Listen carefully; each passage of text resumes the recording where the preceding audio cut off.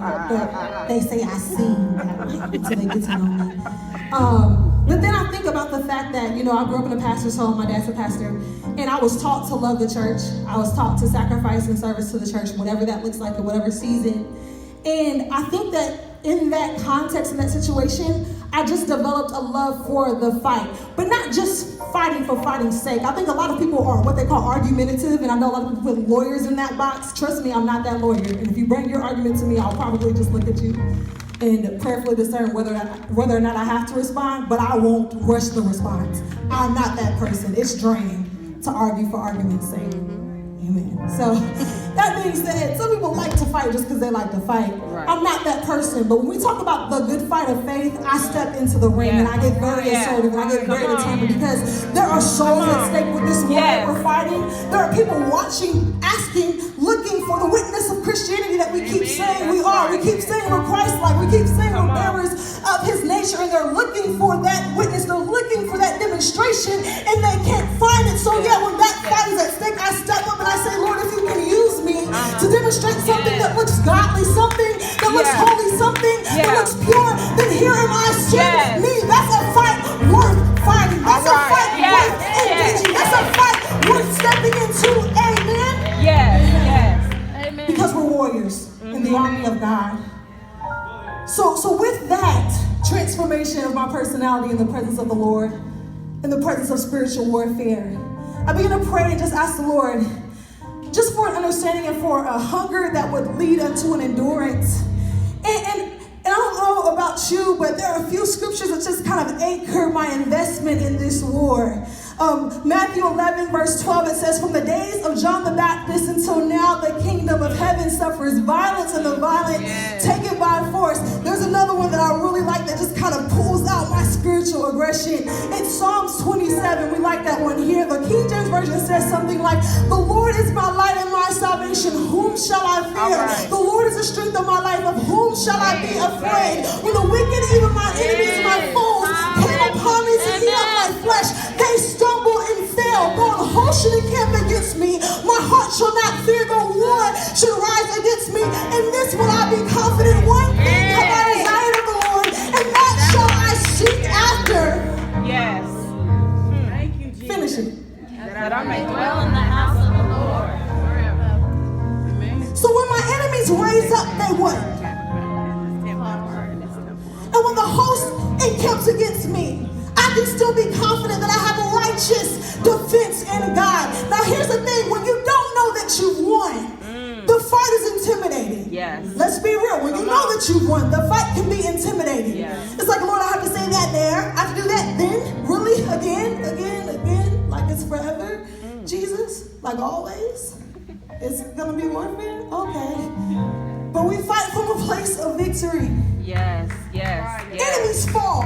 Yes. Hosts might rise up against us. They might oppose us as we declare the name of Jesus, but you still do it. That's right. You're still worthy. Another scripture that comes to mind is Romans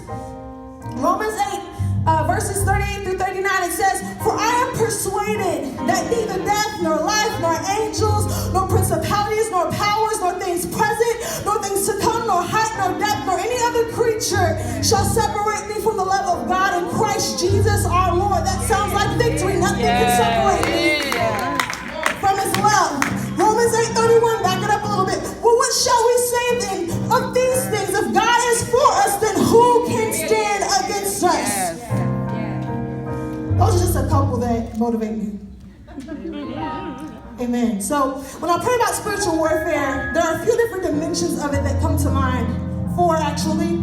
The first is war within people. The second is war between people. The third is war for people. And the fourth is war as a people. Everything about this walk is warfare. In our generation, this millennial generation, I'm on the older end of it. I'm still in my 20s. I struggle with identity.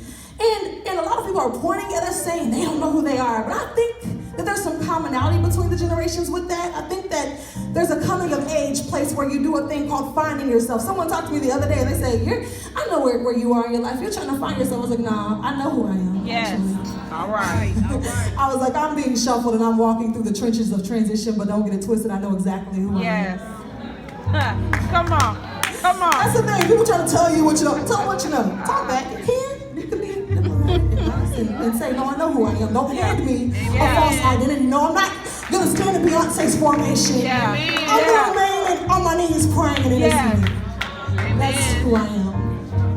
I know who I am. Come on. Okay. Amen. War within people. It's that tension that comes up. And I think, like I said, I think it is real to a certain extent, but it's that tension when people begin to ask the question, okay, well, who am I? Why am I here? What is my purpose? And I know it seems cliche because it's what we always say, but I'm here to worship God.